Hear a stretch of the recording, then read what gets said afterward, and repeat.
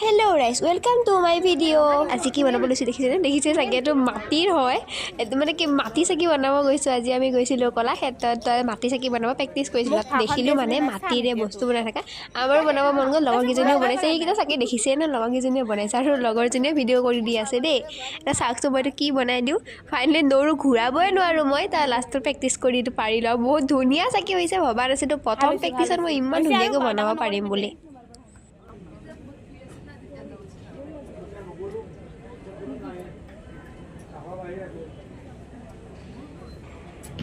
দেখছা পাৰিছো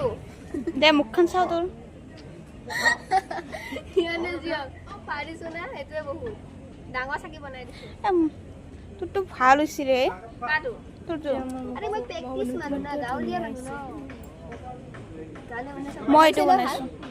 একদম পাৰফেক্টলি বনাব পাৰিছো দেখছা নাই এবাৰ